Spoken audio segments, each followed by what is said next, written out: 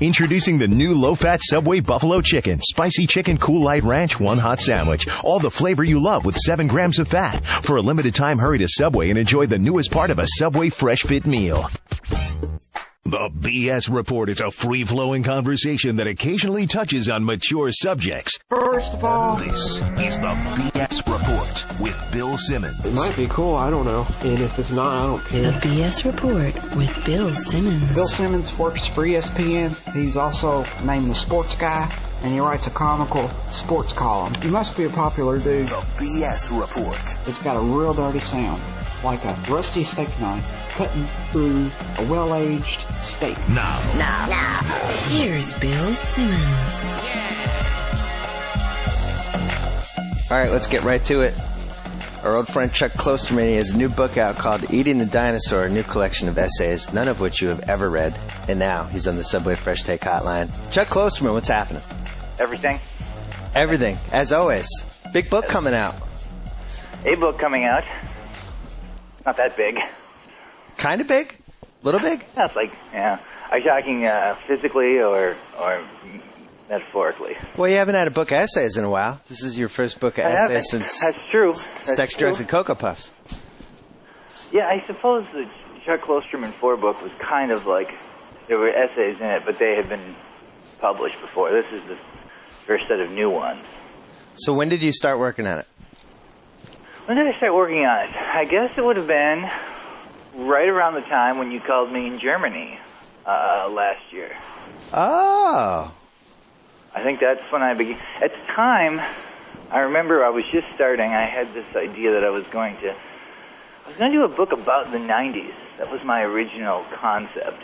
I was thinking, you've probably read the 50s, Hilbersheim's book, The 50s. Yes. Yeah. Little long. I read that, and I was like, well, it's interesting because that book about the 50s had been written in the early 90s, or came out in the early 90s. But because everything's so accelerated now, it seemed as though a book about the 90s would have to come out in a much shorter window, much closer. So that was my original plan. Right. And there were certain things I wanted to write about specifically from that period. But then it seemed almost kind of strangely constrictive. Like the whole thing was becoming this, almost like this gimmick of writing about this specific span, and I had to jam every idea into that kind of window of time. So then I just decided I would just write about whatever interests me, and it just became a normal essay book. That's interesting, because when I did my book, I kind of started out the same way. I had a general idea of what would happen, and then it totally shifted as the process went along. It seems like some people, they love to do outlines for it, and before they start the book, they know exactly what it's going to be. I don't know. When it was going to be a 90s book, I actually did have an outline, which I had never done before. Wow. Of course, I didn't use it. Well, because you felt constricted by it. Well, yeah, I knew the first essay I wrote is the one in the book about the in utero record and the Branch Davidians. Yep. I knew I was going to write about that. I knew I was going to write about the Unabomber. And there were a few other things I wanted to, I knew those, so I wrote those two first. Yeah. But then some of the other ideas, it seemed almost like there was a concept I wanted to write about, and I was trying to figure out a way to make it connected to like 1996 or whatever. So that's when I decided that it was just too much. The whole book seemed like it was going to become just the structure. The structure was everything. And a lot of times when you're trying to come up with a book, or when you're trying to present it to the publisher or whatever, the structure is kind of more important than the content. Then when you start writing, the structure kind of evaporates, and it only becomes about the content. So then I just seemed crazy to write a book that wasn't what I wanted to do, just because it seemed to fit together better. How much, if the book, or at least the advanced proof that you sent me, was 229 pages, is there content that you wrote that you decided not to include? Let me think. No. There's no deleted scenes? Nothing that got left out. No deleted scene chapters? No, I don't. I pretty much if I write something and it does, like if I go through the process of writing the entire essay, like I might stop a page or two into something. I might start writing something and quit.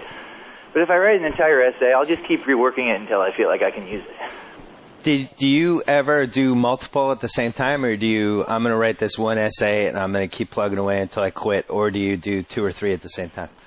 I just do one at a time. I Interesting. usually do one at a time, in order, straight through.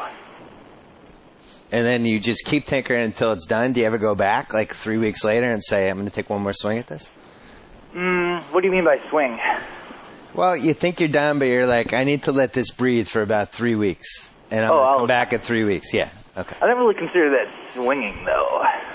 That's more like kind of tinkering. Check swinging. I take a lot of check swings. A tinker. In retrospect. So if you'd done the 90s book, would there have been an overall theme? Like, what just happened? Or I'm afraid if I talk about this idea, people will think this is what the book was. But I will tell you what the original idea was. The original idea was that I was going to write an essay about every year from 1981 up until an essay about what the world was like on September 10th of 2001, which was sort of signified the end. That was going to be the last essay, and I wasn't going to mention 9/11 at all. I was just going to talk about everything up before it, because there was a lot of weird news at that time. There was the missing girl with the politician, and there was the shark attacks. It was the summer of the shark attacks and all that stuff. So that was going to be the end of it, and so I was going to, at one point, I wanted to sort of write about torture, and I was going to write about torture kind of through the context of Jeannie Garth's character in 90210, because I feel like over time the writers really tortured her. They burned her, made her a lesbian, had her join a cult. She got addicted to cocaine. It was almost as though her character was only existed sort of to have these sort of kind of weird, perverse things to happen to her.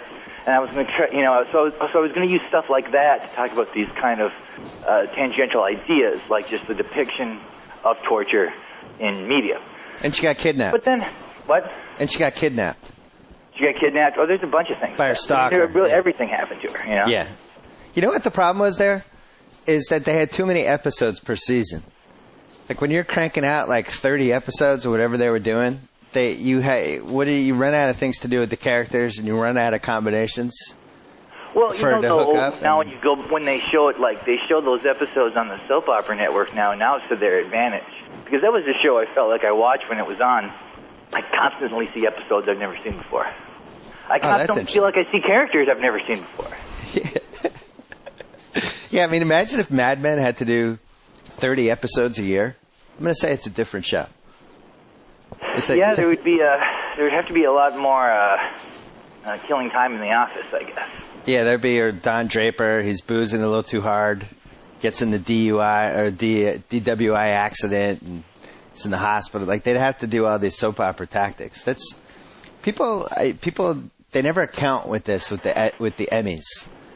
When you only have to do like 10, 11 shows, it's pretty liberating. Yeah, but I mean, who cares about the Emmys? Well, yeah, that's a good point. Nobody at this point.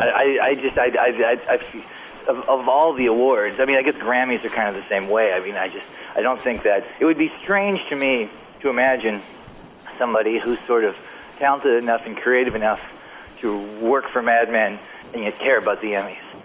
Well, I mean, I know they all go upstage and act like they're really happy when they win and stuff, but I mean, there's got to be really kind of smart, authentically creative people. I just can't imagine they would care about that. You know what they care about? It buys security for the show and buys more seasons. Because nobody's going to cancel. I bet what they probably mostly care about is just getting their material onto different programs. There's a whole bunch of writers. It's probably pretty competitive. Right. Yeah, I think the Oscars are the last award show that really, truly matters for those 5 categories, and now they've ruined that because there's like 10 nominees for each category now. Or will that be more interesting now? Oh, you like that idea? Well, I don't know if I like it or dislike it, but I wonder if it will be more interesting in the sense that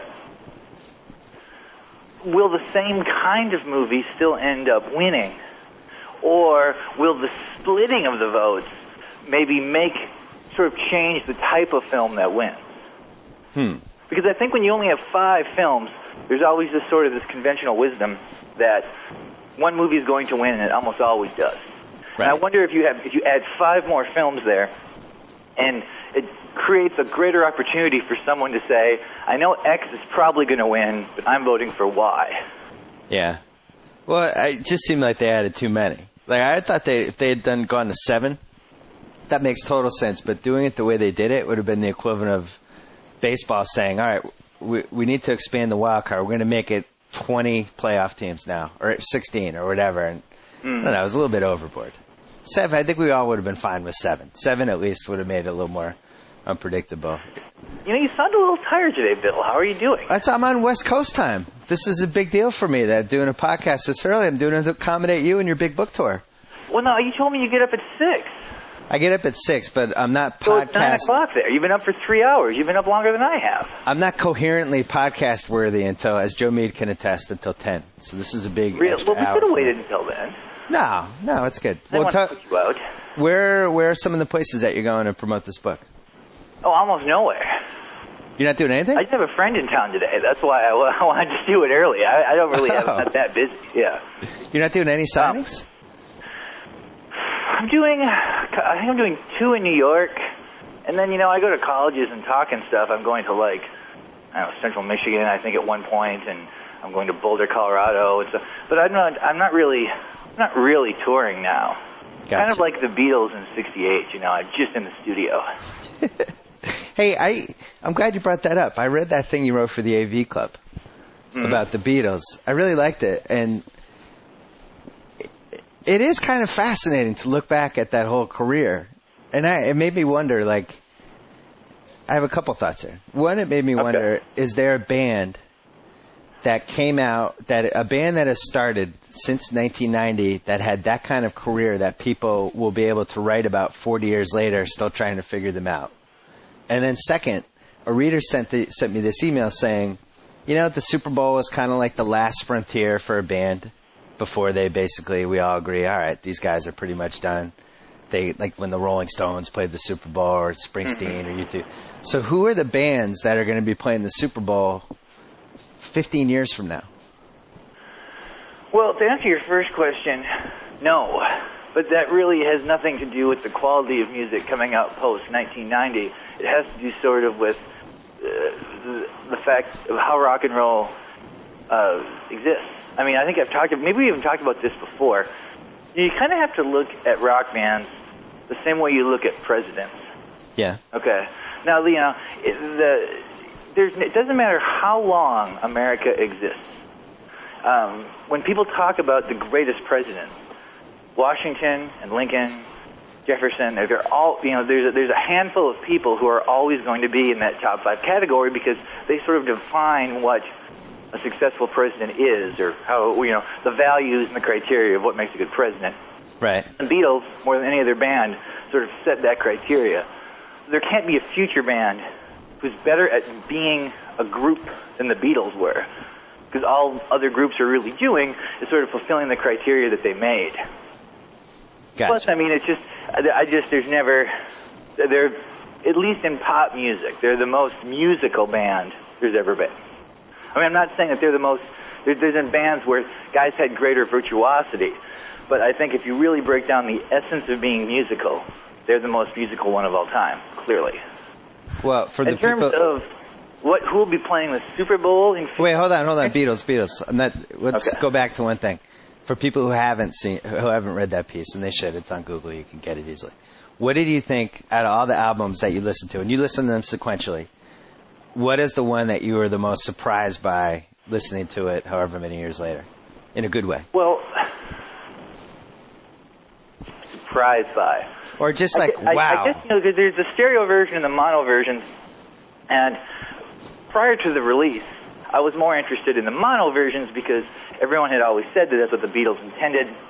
Not that, they kind of, the stereo versions were kind of a throwaway, and if you really want to hear what the band is like, you got to listen to them in mono.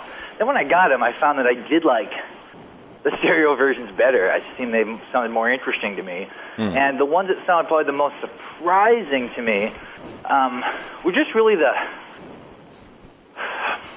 just before mid-period. Listening to A Hard Day's Night again, which is a record, of course, I had played in the past, but hadn't listened to in a while. The greatest thing about, I think, being a fan of the Beatles, and I'm not the first person who said this, lots of people have, but it's more true with them than anybody else. They can have songs that you could hear a bunch of times for 20 years. Yeah. And then all of a sudden, you'll hear it again, and it will become your favorite Beatles song. Like a song that you never had interest in before, you'll suddenly play it, and it will sound differently. That there's something about the way they construct songs that really dovetail with the maturation process of being a person. Because things sound different, and ideas in the songs seem different as you grow older, and you appreciate them differently. So it'd be really hard for me to be surprised by the Beatles. I almost expect them to surprise me. So therefore, the surprise is sort of mitigated. What do you think are the Kobe-Shaq parallels with McCartney and Lennon? That's a good question. Okay, so you're obviously saying Shaq is Lennon. I don't know. I'm not saying anything. I'm saying that the Beatles are the best case, or the best example of a band that had two defined alpha dogs, and eventually they just couldn't coexist anymore. And they always reminded me of what happened with Shaq and Kobe in a way, where the two alpha dogs, once Kobe decided that he also needed to be the alpha dog, it was over. And that was kind of like with the Lennon-McCartney thing. I thought the Rolling Stone thing was really interesting 2 months ago about... yeah, that was a good piece. Yeah, it was really good. I didn't realize that Lennon had that much anxiety about McCartney, about how prolific McCartney was. He couldn't handle it. There's a Beatles book called Shout, which is probably the best known of the Beatles kind of bios, and that's extremely negative toward McCartney. And certainly the perception, kind of the intellectual perception of the Beatles in the 70s became that that Paul sort of changed the trajectory of the band in a way that was negative, and that his solo material sort of shows that he was never that serious, and John Lennon was very outspoken, of course, about, he did a Playboy interview where he really kind of dismantled this idea that they all worked together, you know, that they were really always writing as a team, and then he wrote the song How Do You Sleep, which had to be very humiliating for McCartney. But now, I think, by the 80s, and kind of now, even throughout the 90s and toward now the assumption sort of is, well, McCartney really saved the Beatles, that they probably would have ended, not only, you know, even if they would have played longer, they would have been less interesting over the last part of the 60s.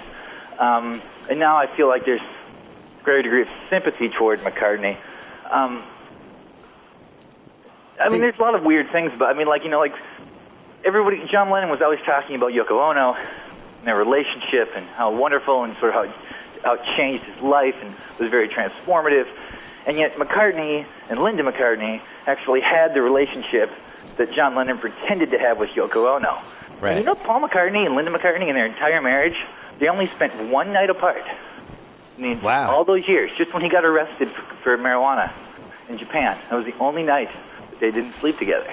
That's interesting. Had a really romantic, I mean, that was real romance, you know. Well, and he was also just as guilty of sticking her in musically in different things as Lennon was. Yeah, I mean, he had her play, you know, keyboards and sing backup on Wings records. They turned her voice way down. I mean, it's like if you play Wings, you don't hear Linda McCartney that clearly. It just, you know, they were all four of those guys. After they all were on their second marriage, and all four of them had very successful second marriages. Really, you know, I think like Ringo and Barbara Bach. I think they've been married for I don't know how many years now. They got married in the 70s, and so they were all sort of able to. I think what happened was that their lives changed so radically that none of their first marriages had a chance. And then when they actually became the people who they are, they were sort of able to find people who matched up with them. I mean, but this is why the Beatles are so interesting. I mean, they're the only band that you can really sustain a long, compelling conversation about their second wives. Like, every detail of the band is worth talking about. I know. When I read that Rolling Stone thing, I was like, oh, my God, I'm not going to read another Beatles thing. There can't possibly be new information. And, like, 20 minutes later, I'm totally into it and just eating up everything. You know, talking about Shaq and Kobe, the Lennon-McCartney parallel that I think is interesting is now maybe the way Shaq has been portrayed with some of the stuff that happened in Phoenix, and now you look back at his career, and he's now left 4 teams on bad terms. And yet, when the Shaq-Kobe thing self-destructed in L.A., everybody said, oh, yeah, it's Kobe's fault. Kobe wanted him out. And by the way, I was one of those people. But It's all Kobe's fault. Kobe wanted his own team. Kobe demanded that. They traded Shaq. Shaq got a raw deal. Shaq goes to Miami. He's the good guy. He plays with Dwayne Wade. He has a big comeback season. And now with a little bit of time to look back, it's like, was Shaq kind of an a-hole? You know, like maybe Shaq was fat that entire last season. He played with the Lakers. He was out of shape. Didn't get along with Kobe, resented him. Maybe he was more to blame than we realize. Behavior just matters less than the perception of that behavior. It doesn't really matter what Shaq did. He is perceived as being a nicer, more affable, more playful guy. Right. And the thing is that Kobe just doesn't. It's almost as though he sees other people be liked, and it's just mystifying to him. And instead of just trying to give up, he tries to sort of create what he thinks a likable person is like, and it never works. And for Shaq, that comes easier than playing basketball. Right. You know?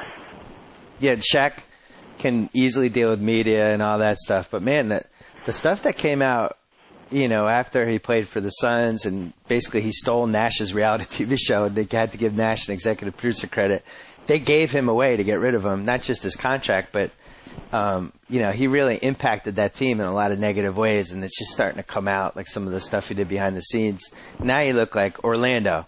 Poisons that situation, starts a feud with Penny Hardaway. Lakers. Now that we're looking back, maybe he did poison that situation a little. Doesn't talk to Kobe, leaves on bad terms. Miami leaves on bad terms. I don't know. I have this basketball book coming out that hasn't even been printed yet, and I already feel like the Shaq section is dated. I feel like he needs to be totally reevaluated. Well, although you're still, the thing about your book, though, is you're talking about the real value these guys have. Now, it's hard to make the argument that Shaq's behavior has stopped his teams from being successful. Well, you could definitely say... It made the Suns worse, but the Suns were just kind of guessing. Also, I do have to say one thing in Shaq's corner. He did steal Nash's idea for that reality show, but it never gets made with Steve Nash. Probably maybe doesn't. On the Canadian channel they show it, but Steve Nash is not a big enough celebrity that he's going to be able to draw people to watch him compete against other athletes who, at least in Shaq's case, are generally less famous than him. Yeah. Maybe the exception of Phelps. But with Nash, it would always, he would. I don't know if he's not a bad actor, but I don't know if he's charismatic enough for a show like that in America. Well, and also, it wasn't the totally most original idea. Like George Plimpton wrote a whole book about playing with people. Well, okay, that's a pretty tough criteria. That was a lot of years ago, and he was a writer. But then somebody else, Todd Gallagher, who's now suing Shaq. He wrote a book about, I forget the title. It's something with Andy Roddick in it, but he played against all these different athletes in this. Yeah, sport. I met that dude. It's Andy Roddick beat me with a frying pan. Yeah, that's what it is. Yeah. So this idea had been around for a while, but it's just interesting to me that now Shaq's on team number 5, and I think he's a big risk for the Cavs because we have never seen from him that he can totally be happy as the supporting sidekick. He claims he could be happy, and we've seen it a little bit, but even when Dwayne Wade won the title in 2006, Shaq was right there, and I wrote about this when it happened. Like Shaq basically here's your trophy, and the insinuation was always like, I kind of let this happen, instead of just saying it's Dwayne Wade's team. I'm just here. Speaking of the Cavs, what did you think of LeBron's cancer scare? Oh no, where is this going? Well, I just thought it was interesting that his quote about it was that I wasn't scared, but it wasn't something I was comfortable with. Yeah, that is an interesting cancer quote. Someone could be comfortable with maybe having mouth cancer. Of course he's not going to be. It was just a strange way to address it to the media. I'm sure he just had to say something, but he didn't want to somehow imply he was scared. I don't know if he authentically wasn't, or if he thought that his sort of perception demands that he seemed fearless. But I thought it was interesting he used the word comfortable in regarding the possibility of having mouth cancer. Yeah, I'm fascinated by LeBron in general. I don't know. Have you ever spent time with him? No. I only spent 20 minutes with him once, but and this was a few years ago, but he's a lot more polished, I think, now. But I think when you look at like the old Jordan interviews that Jordan did, like there's Letterman clips on YouTube from the 80s of when Jordan went on there. And LeBron is so far ahead of where Jordan was from a personality, charisma standpoint. And he's only, I think, 25 now, something like that. But, 18 months ago he hosted the ESPYs. I don't think 23-year-old Jordan could have done that. I'm kind of fascinated to see where his career goes. I have no idea where he's going to be playing a year from now. I have no idea, like, is he going to start a movie production company? Is he going to be doing TV shows? Like, where is he going to lose his focus because he's going to be trying to do 15 things? What happens to him? I guess I'm torn because I like the idea of him staying in Cleveland in a way that, if he grew up there, plays his whole career there, he really has a chance to become the most iconic figure in the history of Ohio, a state that's had tons of presidents. Like, he would be the most, because he would just, his whole essence would have been there. Because I live in New York, I hope he comes here. I would like it if he was playing here. It would be nice if it would be interesting and fun, and it'd be more fun to go to the games. Have you talked yet? Have you written about or done a podcast yet about Jordan's Hall of Fame induction speech? I talked about it with one person, but I'd love to talk about it again. I mentioned it. I wrote about it a little bit in a mailbag about. I got this great email from a reader who said how if Jordan had remained married, that he would have run his idea for that speech by his wife, and his wife would have said, "MJ or Michael, you can't do that. That you're going to come off like an ass. Like, you got to be more diplomatic." And he would have ended up making the tweaks. But now that he's dating this 29-year-old Cuban model or whatever, he probably told her what he was going to do, and she probably just nodded. But I thought it was a disaster. You're a big advocate of the Jordan was whipped by his wife trope. Well, not whipped. That's part of your book too. That he's loving life, playing cards, and all of a sudden his wife shows up and it's like party's over. So maybe that's true. I don't know if on paper, if Jordan's speech seems the way it comes across when delivered. Okay, like if it almost if that speech is delivered by I'm trying to think of somebody who's like really hard to find an athlete who's like really self-deprecating or something. Bob Uecker, okay? Right. If Bob Uecker gives that speech about all the people in his life who he felt wronged him, I think people would love it. But it was sort of the way Jordan delivered it, and the fact that he did seem a little drunk during the speech, but not drunk enough to be having fun, just drunk enough to get mean, like he was drinking gin or something. And it was just, as I was watching it, I was thinking to myself, like, I wonder if I'm imagining how this is coming across. And then, of course, I went to the internet and I realized everybody thought this. We should say, hold on, we should say for clarity that we don't know if Michael Jordan was drinking. You're saying your perception as you watched it was that, yeah, I wonder if he's had a few. I didn't say he was drinking gin. I'm saying it seemed like he was drinking gin to me, having no knowledge of this. I mean, that just might be how it is. Maybe every time you hang out with Jordan, he's like this. But I think it did present an interesting tipping point, sort of, in his career trajectory, because we had spoken about him, I don't know, last year or something, and I had mentioned how what's sort of amazing about Jordan is he is the one guy who, no matter what he does negatively, always comes out as a reason to like him more.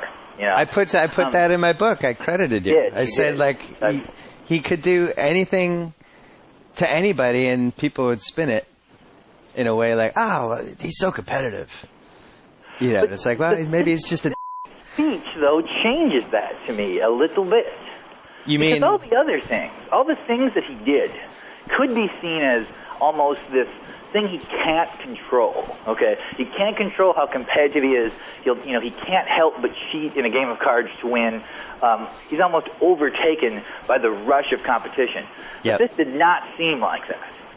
This seemed like that his kind of his competitive urge is not this sort of unconscious, organic thing. It's like he sits around being bitter about this in a way that now makes him seem sort of almost out of touch with reality. Like, why is he questioning the height of a guy he went to high school with? That just seems weird to me. that he would, but why would you? Because it's got to be the kind of thing that would only be troubling to the guy himself. And you would only know that it's troubling if you went to high school with him. It reminded me, and I'm not sure if you've ever been to a wedding where this happened, but I think most of us have been to a wedding where somebody gives a really inappropriate wedding speech. And about the 5-minute mark, you realize that it's just going to go to a place that nobody's ready for. And that's what it reminded me of. Pretty early on, you were like, oh, man, this is going to be awkward. You could just kind of feel it. And supposedly I wasn't there, but I did talk to probably 6 or 7 people who were there. And they were just all staggered after. They said it was much worse in person. And really, he didn't write anything down, which was another issue. I think when you go up and ad-lib in general, it's a bad idea. Even if you're doing like a best man speech, it's a bad idea. But to do a Hall of Fame speech with cameras and ad-lib it, bad idea. Well, that being the case, he seemed to do a pretty good job of delivering the ideas he wanted to get across. It was just bizarre that those were it did make me, in a way, I think for the first time in my life, I guess maybe when his dad died, this would be the only other time, where I kind of felt bad for the person. Because he can't enjoy being the best at something everyone knows he's the best at. And he just can't appreciate it. It makes him mad that people don't think he's better. He and Gretzky have handled it in different ways. I think both poorly in each case, but it manifests itself in different ways. But I think Gretzky's at that point, too. I don't think Gretzky is... I think when you are so great at something that you've just completely transformed the way somebody thinks about the ceiling of a basketball player or a hockey player or whatever, I don't know if there's any follow-up act you can have. What do you do? What do you do for the next 40 years after that? You just sit around and bring up something about the Gretzky 30 for 30 documentary. I know you were a big fan of that. I liked it. Yeah, I feel as though that they failed to sort of address the core element of that dispute, though, which was the belief at the time and to this day that Gretzky did want to go to L.A. and that his wife did want him to go there. They kind of just mention it in passing. Well, there was a lot of read between the lines stuff with that, and I actually... but when the focus of the documentary is that tearful press conference he gives, right. I think it would make someone who knew nothing of the event assume that this was the worst moment in Gretzky's life. And I don't think that's how he felt at the time. I think he felt really, really super guilty is why he cried. I really do. I think my personal take on the whole thing is this. I think he started dating an actress. He spent the previous summer in L.A., courting her and doing the whole thing and living in L.A., and it was sunny every day, and he'd go to restaurants and people didn't bother him because of the whole code that's out here, the celebrity code. And now he goes back to Edmonton. He's in this fishbowl. He can't even go buy a thing of milk without 10 people coming up to him. And I think he just had L.A. in his mind the whole time thinking, yeah, I could just live in L.A. I wouldn't have to deal with this stuff anymore. Because he told us at the panel, and I wish this had been in the film, but the problem is it was only 52 minutes, and there's stuff that you can't include. But he had a choice basically between Detroit and L.A. And he wanted to go to L.A., and his wife wanted to go to Detroit. Which I don't believe that. I kind of don't either. I said that, but I don't believe it. I like the Colts. The Colts band one was really good, although I must admit, wish there'd been less about the band. Well, those guys would not stop talking about themselves. There's all this interesting... I realized that was the conceit that kind of ties it together, and then it's this kind of through thread, but there was so much interesting stuff there, like the period when they tried to adopt Canadian football, and while I totally remember the Colts leaving, I guess I was too young. I did not remember Irsay being such a lush. I don't either. It was right before SportsCenter had really taken off, and that if that press conference had happened in 2009, obviously it would go through the whole sports cycle that we have now. But in 1981 or whatever it happened, when are they going to replay that? It couldn't happen today. That press conference could not happen. There's no way that anybody in the front office would allow the situation to occur. That could happen on the street if they ambushed him or something. It was the Joe Namath, Susie Colbert interview, but for 14 minutes. Mm-hmm. Basically, that was another case where I love the Levinson documentary. I wish he had like 3 more minutes to kind of delve into the Cleveland thing a little, because the irony of it was that they did they took Cleveland's they were team. like, we felt bad for him. Yeah. Essentially, the identical thing had happened. But I guess there's no way to do that. It would be if I do a documentary about how sad you were that your wife left you, and then the documentary ended with, but Chuck found happiness. He stole somebody else's wife. And now he's happy. But so that part was the one catch with that I just, and I don't think the Ravens fans feel fantastic about it, to be honest. I think that Browns component always makes them feel a little bit iffy. I don't know how conscious they are, but I feel it's like a little bit. I feel like that kind of fandom doesn't really have much of a sense of context. I mean, if you're really a big Ravens fan, you love the team, you're not really thinking about how they got there. Have you at all watched the full-color football series on Showtime about the AFL? I have all 5 on TiVo, and I am going to find the right. I thought it was going to be this weekend, but for some reason, the History Channel had Kennedy Declassified Week, and I don't know. I went on a Kennedy assassination rampage this weekend. It was just that kind of, they try to tie that into the AFL thing. It's good. Sometimes oh, really? Sometimes they really want us to, like Dan I believe Dan Rather is in it. He talks about the Houston Oilers a great deal because he grew up in Houston. It's strange that they really do want to give the sense of, the 60s, the world was changing, and this is why the AFL happened. And that part seems kind of forced. But the footage is actually good. It was a lot of footage I haven't seen before. Yeah, they dug out. I think they found a whole new treasure chest of stuff. You forget how great the uniforms were, too. And it's although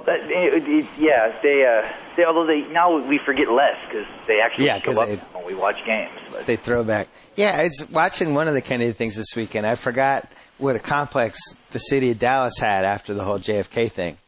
And then I was thinking how weird it was that the Cowboys were somehow lifted that complex and made it okay to root for Dallas again in other parts of the country. Because remember there was that whole weird period where everybody blamed Dallas and Dallas was the JFK city? Then they became the Cowboys city. That was still when Dallas was playing in the Cotton Bowl. I do feel as though that the national perception of the Cowboys started to change when they built Texas Stadium. And that's sort of Staubach. Kind of the what? With Staubach, it's kind of... Oh, totally, yes. Yes. But also just sort of the kind of the unconscious rebranding of what the franchise was supposed to be. And then when they actually were branded as America's team, by that point it was pretty, and that's never going to change now. I don't think there's ever going to be a point where the Cowboys aren't the most nationally popular team. Do you ever go on binges like Kennedy Assassination Weekend? Do you do that with TV? Yes. I do a lot of binging in my life. Do you like History Channel? Is that when you tune to? History Channel at times, I find as though that sometimes the description of the program is much better than the program itself. True. Like they will say something like, like the truth behind Hitler's relationship to the occult. Yeah. And then you'll watch it, and there's not much. Yeah, I don't learn that much. I feel like the Learning Channel actually does a better job with that kind of stuff than the History Channel. Really? Plus, the History Channel often seems to be showing the winds of war, which is fiction. Like, there should be no fiction on the History Channel. There's also a lot of Nostradamus. Yes. On the History Channel. He plays a key role in their evaluation of history. It really does. It's like everyone's tied to Nostradamus and some prediction he had somehow in some way. No matter anything that happened in history can somehow be tied to him. But then when you actually hear the theory laid out, it's always like kind of convoluted. I watched one that reminded me of the Great Description that didn't deliver. This weekend they had one about the 24 hours after JFK's assassination. It's like, what happened in those 24 hours? I was like, oh, this will be good. And it was basically, the gist of the program was that the Kennedys didn't like LBJ that much and it was awkward on the plane. And everybody had a lot to drink. And I was like, all right, we're done with this exciting 24 hours after. So I do think they reach for some of the programming. But I don't know if you saw, they had this show called JFK, 3 Shots That Changed America. And what they did was they just used all the real footage. They didn't interview any talking heads after the fact. There was no, no dramatic 2009 CGI or anything. It was just the actual footage from 1963 all the way through now and how things were covered. So, like, they had a clip of the first time they showed the Zapruder film, and it was on some weird show Geraldo Rivera had. in like 1975. It's like, okay, now this is the first time this has ever been shown, this Zapruder film. And they show it, and the JFK's head gets blown off, and the crowd goes, oh! Like it was one of those sounds. And I don't know. I think you would like this show. It's pretty good. I probably would. I have no doubt that I would. And I didn't realize, like, they cut into As the World Turns. So they actually show, like, the As the World Turns episode, and then it cuts into, oh, we have a news bulletin, something's happening in Dallas. Oswald? Because, I mean, my dad has mentioned how he actually saw Oswald get shot. He was in the bar with a bunch of guys. They showed it.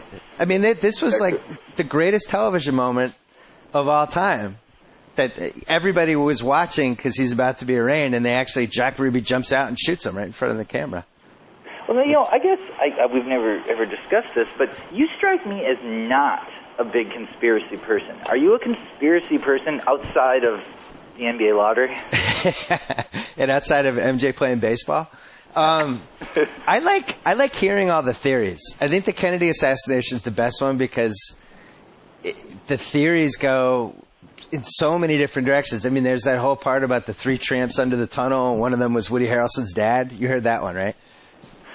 Well, I'm not sure, to be honest. Well, it's just there was allegedly the CIA was involved, and why they were involved, one of the reasons was this picture and these 3 tramps that were under the tunnel that the car ended up going through all match pictures of what CIA guys look like, and one of those people was Charles Harrelson, Woody Harrelson's father. That's a weird story. But yeah, so you got. So if you had to say, we'll play into 2 of your interests. We're playing your interest of both Kennedy and gambling. Yeah. Okay. Set the odds for the following. Well, I will say the possibility, and you tell me the odds that it's true. Okay? I love this question. Oswald acted alone. 0% chance. I'm going to say 0. So that's $1 million to 1. What would you put the odds? You wouldn't even put it up. I would say I would not put it up because there's no way he acted alone. Okay. Kennedy was killed primarily because he was going to splinter the CIA. I think that's the CIA was behind this because he had openly said he was going to splinter it. I think that's the best theory of the bunch. I do. So I would say 5 to 2. 5 to 2. Okay. Yeah. That he was killed ultimately by Cuba or by extension Russia. That they were ultimately the driving force behind getting Kennedy shot. I would put Cuba at 6 to 1, and I would put Russia at 8 to 1. I think if either of those countries did it, I don't think they used somebody like Oswald. He's kind of a loser. Oswald wasn't he was involved with Russia, obviously. Yeah, but I think, and that's why the odds would be relatively low. But my whole theory is, I think Oswald independently just wanted to kill Kennedy. I think the CIA was also trying to kill Kennedy, and I think it was a giant coincidence that Oswald shot him right before the CIA shot him. And I think they fired 2 shots from the grassy knoll, because if you watch the Zapruder film frame by frame, Connolly kind of jerks back right before the shot hits Kennedy in the head. I think they fired 2 shots. The first one hit Connolly, second one hit JFK. That's my convoluted theory. Oswald is then silenced by Jack Ruby, who has all of these underworld ties and was going to die from, I believe, cancer in a couple months. Yes. Frank Sinatra was very upset with JFK because he basically helped him steal the election in Chicago. And I think Sinatra's involved. Well, here's the deal. This is where I'm going to. So basically, Kennedy beats Nixon because of voter fraud in Illinois, which was driven by the mob there, which the connection was Sinatra. So, did Sinatra know that Kennedy was going to be assassinated? Ooh, I'm not saying he was involved in any way in terms of paying for it, but did he know it was going to happen? That would be the mafia theory, which I would put at 5 to 1, because there is evidence that Kennedy might have shared mistresses with a couple of the wrong mobsters. And that one seems a little more reliable to me, only because it explains the Jack Ruby part. You know what I mean? Well, Jack Ruby's involvement seems to prove that to some degree the underworld was involved. It's just too weird, especially since he was a dying man. That just seems incredibly strange. The whole thing was strange. Like, how did he even get in with a gun? It's just that the 1960s are so crazy when you look back and you think, how does somebody just walk into this Oswald's being transported to another jail because they fear for his safety, and yet Jack Ruby's standing right there next to the cops with a gun. This is the way the 60s Another worked. interesting detail I've always been fascinated by. Everybody remembers where they were when Kennedy was shot, if they were alive at that time. Every single person. You talk to one of your teachers, you talk to your parents, whatever, they all remember. You know who's the one person who says he can't recall? George Bush, who was in the CIA at the time, has said, when asked where he was when Kennedy was shot, does not recall. Huh. I love the fact that I sprung this on you out of nowhere and you somehow have been able to carry 10 minutes of material here. Well, you're a Hall of Fame podcast guest. You know, there was something I wanted to talk to you about in kind of an abstract way, though. Wait, hold on, though. We never went. You never answered the second Super Bowl question. Oh, who do I think will perform in the Super Bowl in 15 years? 2022. Well, they'll probably start duplicating artists at some point. Like Bruce Springsteen and U2 will probably play again. I guarantee you Stevie Wonder will play again because he'll play for any of these things. Okay. It would be interesting if that became a venue for major rock reunion. For instance, if there was a Guns N' Roses reunion in 10 years, it would seem like the Super Bowl would be a strange but possible place for that. At some point, they're going to start using hip-hop artists, I would guess. Really? You think? What? You think, has that bridge really been crossed? I mean, I guess the closest that came is... it's going to be 10 years, probably, but maybe less. Janet Jackson. I think Run DMC will be the first, like the surviving members of Run DMC performing again with Aerosmith at the Super Bowl would seem very possible. All right, but not 15 years from now. Aerosmith, I don't think we'll be able to perform in 15 years. Well, that's true. I guess it might just be, just Steven Tyler or something. That's a good point, I guess. It'll be interesting when these guys start dying, too. I mean, I guess it's also possible that they will move away from rock-oriented halftime shows. I mean, that's kind of a new thing. It's not going to exist for perpetuity. It's probably going... At some point, there will probably be the ability to use holograms in a more practical way. And we'll go through a period. I guarantee this is going to happen. I guarantee there will be a period in the future where hologram-oriented halftime shows will be in vogue. I'm glad you brought this up. I'm glad you brought this up because I'm excited to be a talking hologram on some ESPN show someday. It would bring me closer to my goal of never having to leave my house. Like I could just be on 5 Good Minutes on PTI and I'm in a hologram, but I'm actually sitting in my office. All right, that's going to wrap up part 1. We're going to talk so long here that I think we're going to have to go to 2 parts. So tune into part 2 of the BS Report with Chuck Klosterman on the Subway Fresh Take hotline. Find that on ESPN.com or iTunes right now. Target the set off. Whoa! Thank you for downloading the BS Report with Bill Simmons. Too much fun. Check out more podcasts at the iTunes Music Store or at Pod Center at ESPNRadio.com. Peace out. You laughed. You cried. You turned up the sound repeatedly, and now it's all over. Thus concludes another installment of the BS Report. And with all this talk about sports, Bill Simmons neglected to mention this important just breaking news. The $5 footlong anthem rolls on with Subway Everyday Value. So many of your Subway favorites are $5 footlongs, like the Taste-tacular Spicy Italian $5 footlong and the Pile Ridiculously High BLT $5 footlong, both made to your order on the freshly baked bread of your choice.